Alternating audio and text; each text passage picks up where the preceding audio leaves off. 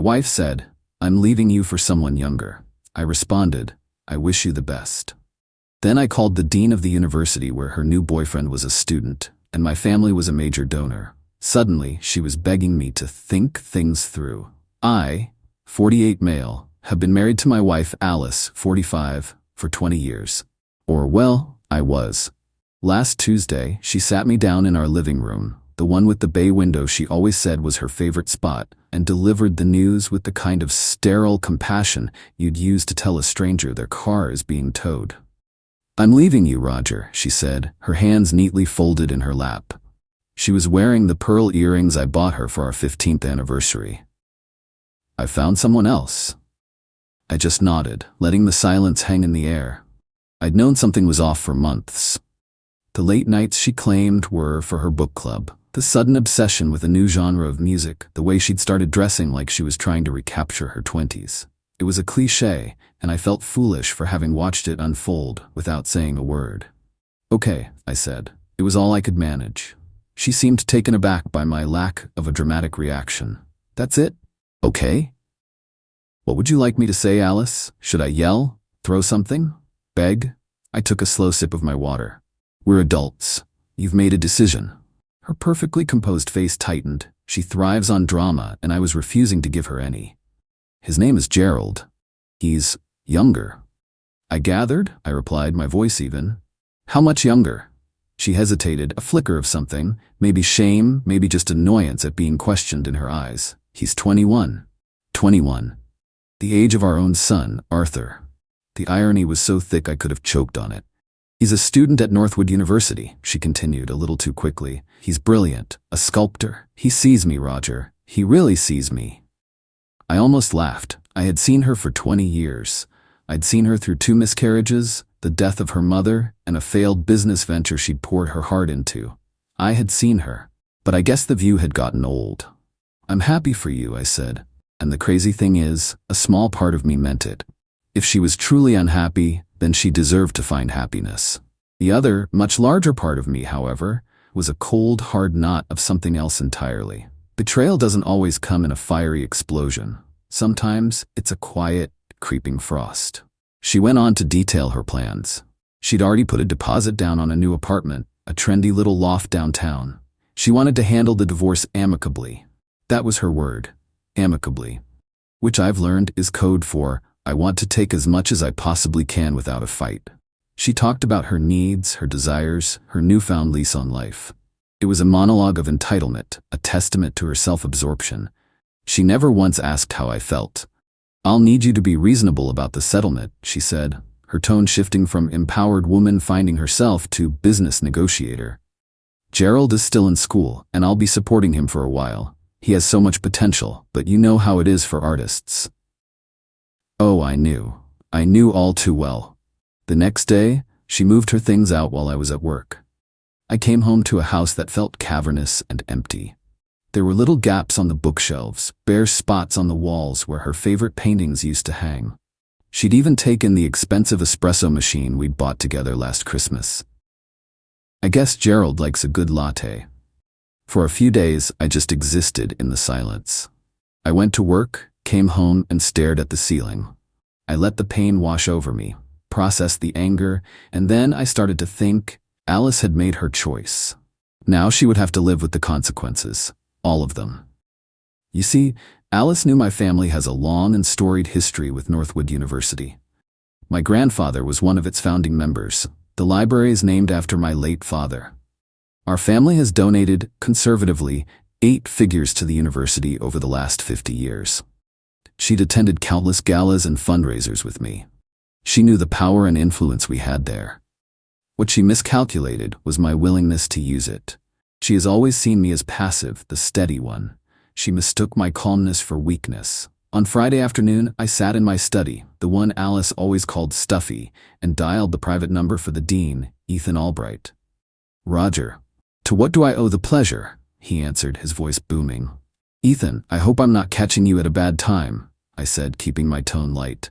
"Not at all, my boy. What can I do for you?" "I was just reviewing some of my family's philanthropic endeavors," I began, and it brought Northwood to mind. I wanted to talk to you about our foundation's annual contribution. I could practically hear him sit up straighter. Of course, Roger. We are, as always, incredibly grateful for your family's generosity. As are we for the university's commitment to excellence, I said smoothly. Which brings me to a rather delicate matter.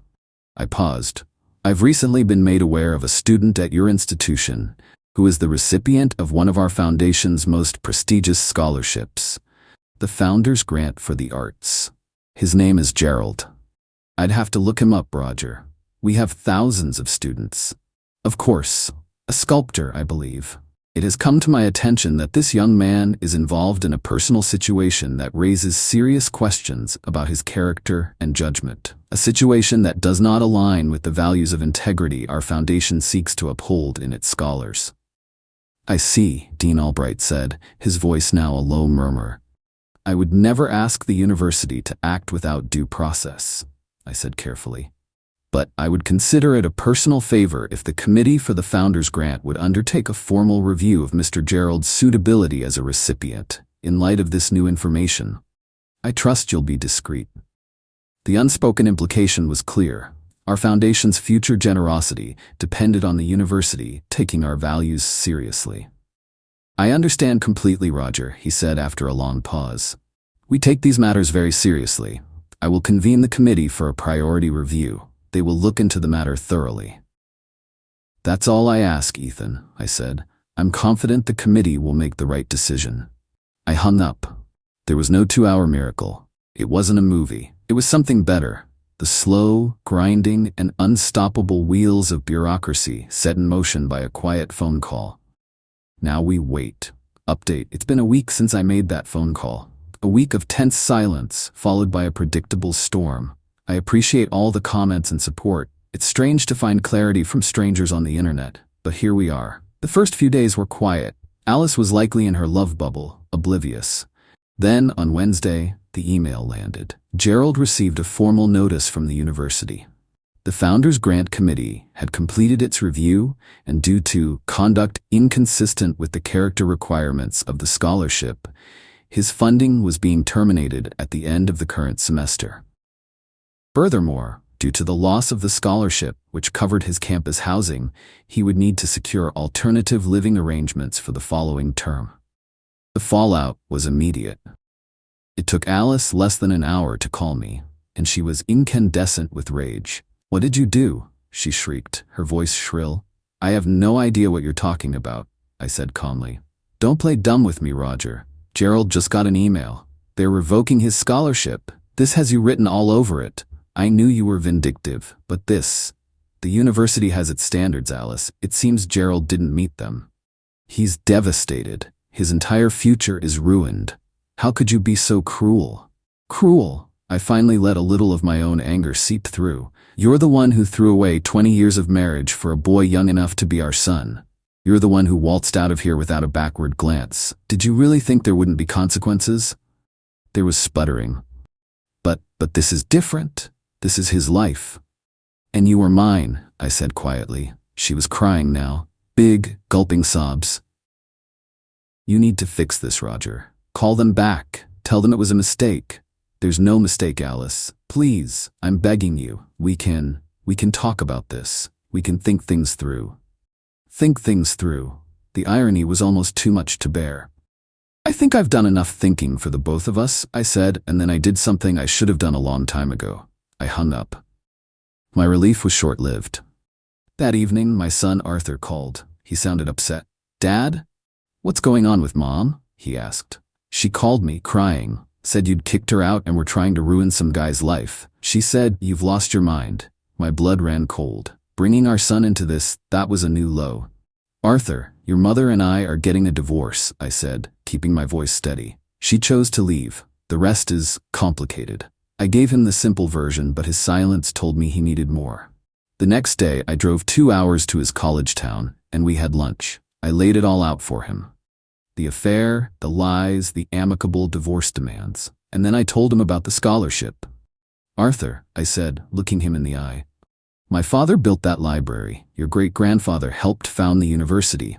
The money that was paying for that young man's education, the one your mother left me for, was our family's money. It was a betrayal on every level. He just nodded, his jaw tight. I get it, Dad. It's not about revenge, it's about respect. He got it. He really got it. I came home and immediately called a locksmith. While he was working, I had a security system installed. The installer handed me a small, discreet camera. Points right at the front door, he said. Just in case. A good call. On Saturday, I came home from a client meeting to find a few things amiss. A framed photo of my parents on the mantelpiece was turned face down. A bottle of expensive single malt I'd been saving was half empty. She'd used her old key before the locks were changed. It was childish, petty, and designed to unnerve me. It was also evidence. I took photos and sent them to my lawyer, Jean. She's a shark who smells blood in the water. Oh, this is good, she'd said when I first told her the story. This is very good. Her response to the photos was simple. Document everything. We'll use it all. Alice thought she could manipulate and bully her way into getting what she wanted. She's about to find out just how wrong she was. Update 2. It's been a month of legal maneuvering and petty escalations. The entitlement from Alice and Gerald has reached a level that honestly deserves some kind of award. The restraining order was granted after I submitted the security camera footage from my front door. It caught Alice trying her old key, and when it didn't work, she had a full-blown tantrum, kicking the door and screaming. Gerald was with her, looking like a deer in headlights. The judge didn't even blink. Alice's reaction was to play the victim on a grander scale. She took to Facebook, a long, tear-soaked post about her abusive, controlling husband who was using his vast wealth and influence to destroy a promising young artist. It got some traction. A few of her friends, people I've known for years, sent me angry messages. It stung, I won't lie. For a day or two I questioned if I'd gone too far. But then, Arthur made his move. He posted a comment on her screed. Maybe you should also tell them that you cheated on my dad for months and that the promising young artist you're with had his education paid for by my dad's family's foundation, just for context. The comment section exploded. Alice deleted it and blocked Arthur, but the damage was done. Her narrative was shattered. Then they tried to come after my business. I own a small but successful architectural firm. One morning, I woke up to a flood of one-star Google reviews, all posted within a few hours, all using similar language. Vindictive owner, unethical, tears down families. It was transparently obvious. I spent a frustrating 3 days on the phone with Google support providing evidence of the coordinated attack. They finally took them down, but it was a headache and a stark reminder of how low she was willing to stoop. The peak of her audacity, however, was a letter she wrote to my family foundation's board of directors, a board that includes my aunt and 2 of my father's oldest friends. She accused me of misusing foundation funds for a personal vendetta. My aunt called me, laughing so hard she could barely speak. Roger, does she really think we're that stupid? The board, of course, dismissed her claims, but it was the sheer nerve that was stunning. The divorce proceedings are now in full swing. Our first mediation was a masterclass in delusion.